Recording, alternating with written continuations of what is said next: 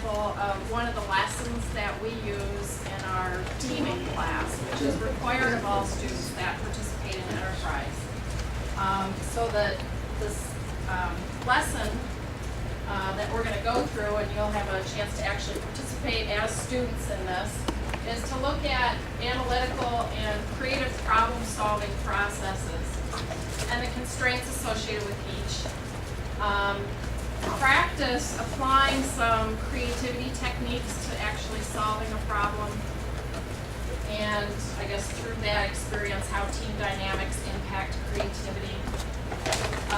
And then the last thing we're going to do is watch a video clip of a professional team of problem solvers that have actually gone through the same design problem that you'll go through this afternoon. So you can compare your results to their results and see how it works. So just a quick overview. I don't know how much, if any of this Rick touched on, but within Michigan Tech, if you're participating in enterprise, we have two primary ways that students can do that. One is, well, no matter what they do to participate, they have to do the project credits each semester, typically one credit a semester. Senior year is 2 credits a semester. And then professional development modules, which are a series of concentrated subject matter focused on professional skills. And so 2 primary ways that our students can participate: they can do a 12-credit concentration within their major, or they can do a 20-credit minor external to their major. There's actually a third level of participation, and that's for students that don't want the full minor, and also their degree program doesn't offer concentration in enterprise. They will just participate in the enterprise teams as part of their free electives. So either option, though, requires 6 credits of project work, and that's being part of an enterprise team and doing whatever work, whatever tasks are assigned to you. A teaming module and a communications module, and then a series of elective modules. And this is an example or a list of modules that are available for them to choose from. The idea being that kind of just-in-time learning. Say an enterprise student is assigned the role of project manager for a given semester, then they can take the project management module either before that or concurrent with that and learn some of the tools and techniques that professional project managers use, and then immediately apply them to their enterprise work. Backing up. So these professional development modules, very concentrated. They're only 1 credit, with the exception of the teaming module. So 14 contact hours. So we don't have a lot of time to cover this material with them. But it's intended to mimic a professional development workshop that I'm sure many of you have participated in, where your employer sends you off site, you go through some type of a class to learn some new skill or some new tools. And it's intended to emphasize how important it is, the concept of lifelong learning, that they're not done when they graduate here, but it's going to be a continuous process for the rest of their careers, the rest of their lives. Tries to bring in some real-world applications. So today we're going to, like I said, do a sample lesson from our teaming class. This is the only module that's 2 credits. The reason being there's 1 credit of instruction, and then there's 1 credit of lab, where they're actually working on a team project together while they're learning how to work effectively as a team and how to solve problems as a team. So we group students into this course by enterprise team. So we say everybody that's in Clean Snowmobile goes in section 1 of teaming. So that way we know we have like groups of students, and they choose a problem to work on for their enterprise team, something that will benefit their enterprise team. Over the course of the semester, they're going through the stages of solving this problem for their enterprise while we're teaching the stages of the problem-solving process and the team development process. Kind of merge those together. So we relied on 2 textbooks. One is Tools and Tactics of Design. It's by by Wiley.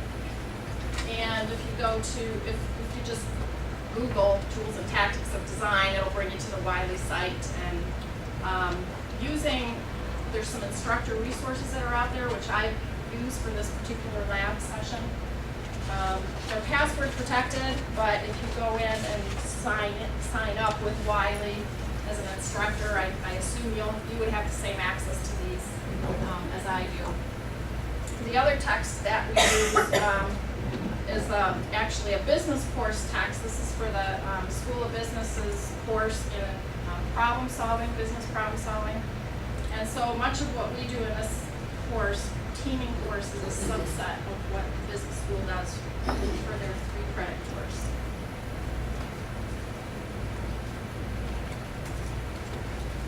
So the first thing we do is talk about the analytical problem-solving process. I worked in the automotive industry for a lot of years, and they spend millions and millions of dollars training employees in this problem-solving process. Ford has an 8-step version of it. Chrysler had a 7-step version of it, but essentially they all incorporate these 4 steps. And starting with defining the problem. Oh, and by the way, I do have copies of these slides for all of you, which I'll hand out at the end, but I didn't want to give away some of the answers that you'll need later. So. But essentially these 4 steps lie at the heart of all the quality improvement initiatives that businesses are employing. And so defining the problem, and whether you realize it or not, subconsciously, anytime you encounter a problem during the day, which is many times during the day, you're going through this process. You're defining the problem, what is it I'm trying to solve, coming up with alternative solutions, evaluating those alternatives, hopefully coming up with the best solution, and implementing it. So a pretty standard process. But there are a lot of constraints with that process. Oftentimes it's not real clear what the problem is that you're trying to solve, and teams have wasted a lot of time and money going down the wrong path, thinking they're working on the right thing when in fact they're not. So it can be difficult identifying the problem to begin with. We all have a tendency to accept the first solution that comes to mind, and this is something we really struggle with when we do this with our students in the teaming class. They come to us with a problem from their enterprise, and they already have in their heads what they're going to do to solve it. And so it's really hard to get them to set that aside and say, okay, maybe that'll be your solution, but maybe not. And to get them to, force them to go through these steps to see if they can come up with something better. And then there's always, resistance to change that you see in organizations. So with creative problem solving, the goal is to generate something completely new, thinking outside the box, something that you haven't identified before. This also has some limitations or constraints. Mental filtering being one.